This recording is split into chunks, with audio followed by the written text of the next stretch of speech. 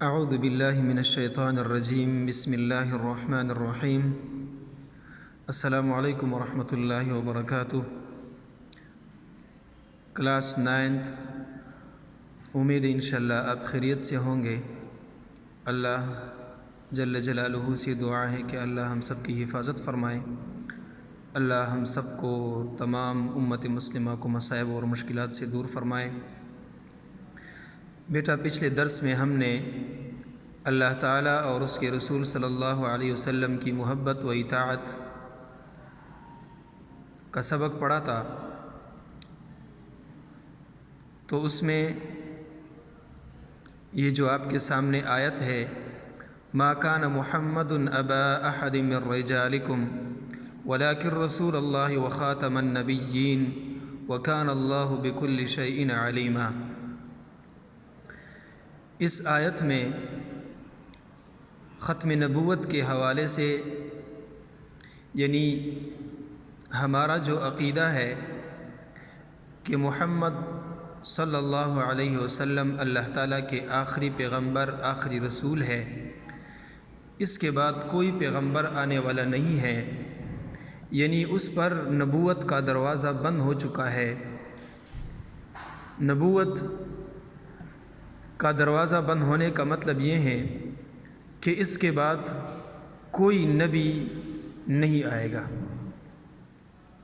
اور جو بھی نبی اس کے بعد دعویٰ کرے نبوت کا تو وہ جھوٹا ہے، کذاب ہے، دجال ہے، اور جو اس کے پیروکار ہوں گے وہ بھی اسلام میں اس کا کوئی دخل نہیں ہے، اسلام میں اس کا کوئی حصہ نہیں ہے، وہ دائرہ اسلام سے خارج ہوں گے۔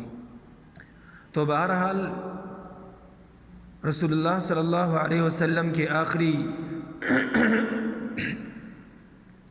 آخری نبی ہونے کے کئی دلائل موجود ہے، اس سے بڑھ کر اور کوئی کیا دلیل ہوگی کہ اللہ تعالیٰ خود قرآن میں فرماتے ہیں، ما کان محمد ابا احد من رجالکم ولکن رسول اللہ وخاتم النبیین، یہ اللہ تعالیٰ کے خاتم النبیین ہے، اللہ تعالیٰ خود فرماتے ہیں اس کے بعد کوئی پیغمبر نہیں آنے والا ہے۔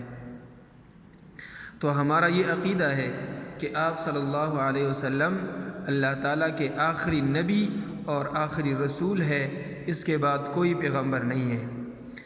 آج کل کے دور میں، بلکہ پہلے زمانے سے یہ بات چلی آ رہی ہے، یہ رسول اللہ صلی اللہ علیہ وسلم کی پیشن گوئیاں ہیں۔ رسول اللہ صلی اللہ علیہ وسلم نے اپنی حیات طیبہ میں فرمایا تھا کہ میرے بعد 30 جھوٹے دعوے دار ہوں گے نبوت کے، 30 لوگ نبوت کے جھوٹے دعوے کریں گے، اور وہ 30 کی 30 جو ہے وہ جھوٹے ہوں گے، کذاب ہے، دجال ہیں۔ خود رسول اللہ صلی اللہ علیہ وسلم کی حیات طیبہ میں مسیلمہ کذاب نے نبوت کا جھوٹا دعویٰ کیا، تو رسول اللہ صلی اللہ علیہ وسلم نے صحابہ کا لشکر بیچ کر اس کی سرکوبی کی، اس کو قتل کیا، اس کو جہنم میں واصل کیا۔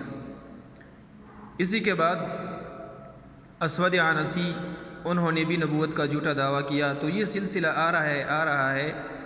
تو آج کل کے دور میں جو آپ کو بیٹا معلوم ہے کہ مرزا غلام احمد قادیانی کے جو پیروکار ہے، مرزا غلام احمد قادیانی انتہائی دجال آدمی تھا، کذاب۔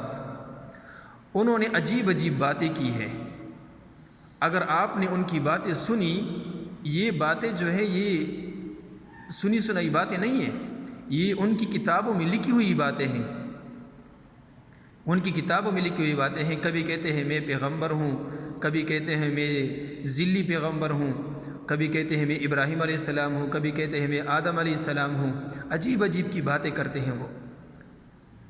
تو بہرحال وہ جھوٹا اور کذاب تھا، اور اس کے جو پیروکار ہیں وہ بھی جھوٹے اور کذاب ہیں۔ تو ہمارا یہ عقیدہ پختہ ہونا چاہیے، جتنی بھی ہم پر زور آئے، جتنی بھی ہم پر جبر آئے، اور جتنی بھی ہمارے سامنے وسائل رکھے جائیں کہ آپ یہ کرو وہ کرو، اپنے اس عقیدے سے ہٹ جاؤ، وہ بھی تو پیغمبر ہے، یہ ہے۔ قادیانی ایک بات کرتے ہیں، وہ کہتے ہیں کہ ہم تو رسول اللہ کو مانتے ہیں، ہم تو رسول اللہ کو پیغمبر مانتے ہیں، ٹھیک ہے وہ رسول اللہ کو پیغمبر مانتے ہیں لیکن وہ رسول اللہ کو آخری پیغمبر نہیں مانتے۔ جب وہ آخری پیغمبر اس کو نہیں مانتے، اس کے بعد کسی دوسرے پیغمبر کو مانتے ہیں تو پھر وہ مسلمان نہیں ہوئے۔ ویسے میں آپ کو ایک بات سمجھاتا ہوں، دیکھیں جو موسیٰ علیہ السلام کے پیروکار تھے، امتی تھے، تو اللہ تعالیٰ نے اس پر تورات نازل کیا تھا، اور جو لوگ اس پر عمل کر رہے تھے تو وہ یہود تھے، اس کو یہود کہا جاتا تھا۔ اب موسیٰ علیہ السلام کے بعد جب عیسیٰ علیہ السلام آئے تو عیسیٰ علیہ السلام پر اللہ تعالیٰ نے انجیل نازل کیا۔ اب جو انجیل کو ماننے والے اور عیسیٰ علیہ السلام کو ماننے والے ہیں، آپ مجھے بتائیں، آپ اس کو یہود کہہ سکتے ہیں؟ ہم اس کو عیسائی کہتے ہیں، ہم اس کو کرسچین کہتے ہیں۔ جب اس کو کرسچین کہا جاتا ہے، جب اس کو عیسائی کہا جاتا ہے، اس کے بعد عیسیٰ علیہ السلام کے بعد اللہ تعالیٰ نے محمد رسول اللہ کو مبعوث فرمایا اور اس کو آخری کتاب قرآن عطا فرمائی۔ اب جو اس پر عمل کرنے والے ہیں وہ مسلمان ہیں، وہ مسلمان کہلاتے ہیں، اس کو آپ یہودی نہیں کہہ سکتے، آپ عیسائی نہیں کہہ سکتے۔ یہودیوں کا ایمان تھا موسیٰ علیہ السلام پر اور تورات پر، اس کو یہود کہا جاتا تھا۔ اس کے بعد عیسائیوں کا ایمان تھا عیسیٰ علیہ السلام پر اور انجیل پر، اس کو عیسائی کہا جاتا ہے، یہود اس کو نہیں کہا جاتا، اور نہ یہودیوں کو عیسائی کہا جاتا ہے۔ تو جب اس کے بعد عیسیٰ علیہ السلام کے بعد جب پیغمبر علیہ السلام آئے، ہم پیغمبر علیہ السلام کو مانتے ہیں، الحمدللہ، اللہ تعالیٰ کا لاکھ لاکھ شکر ہے، اور آخری پیغمبر مانتے ہیں۔ اس کے بعد کوئی پیغمبر کسی پیغمبر کو بھی نہیں مانتے اور قرآن کو مانتے ہیں، تو ہم مسلمان کہلائے جاتے ہیں۔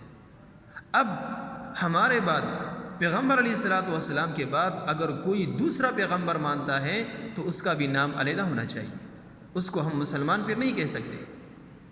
تو لہٰذا قادیانیوں کو مسلمان نہیں کہا جا سکتا ہے۔ تو بیٹا اصل میں بات میں یہ کر رہا ہوں کہ رسول اللہ صلی اللہ علیہ وسلم کی ذات کی دفاع کرنا یہ انتہائی ضروری ہے۔ ہمارے اکابرین فرماتے ہیں جو لوگ ختم نبوت میں کام کرتے ہیں، 1 گھنٹہ کام کرے، 1 لمحہ ختم نبوت کا کام کرے، رسول اللہ صلی اللہ علیہ وسلم کی شفاعت اس کو مل جائے گی قیامت کے دن، شفاعت کبریٰ ہمارے لیے مل جائے گی۔ تو اور ہمیں کیا چاہیے؟ تو ختم نبوت پر ڈٹ کے کھڑے ہونا۔ اور آج کل یہ لوگ پیسوں کی لالچ دیتے ہیں، ویزے کی لالچ دیتے ہیں، بہت سے لالچیں دیتے ہیں، لیکن بیٹا ہمیں اس عقیدے سے نہیں ہٹنا چاہیے۔ یہ ہمارا پختہ عقیدہ ہے، یہ یقین ہے ہمارا کہ محمد رسول اللہ آخری پیغمبر ہیں، اس کی علاوہ میں ہم کسی کو نہیں مانتے۔ اچھا، دوسرا قادیانی ایک اور چھال چلاتے، کہتے ہیں کہ لا الہ الا اللہ محمد رسول اللہ، یہ کلمہ تو ہم بھی پڑھتے ہیں، تو ہمیں مسلمان کیوں نہیں کہا جاتا؟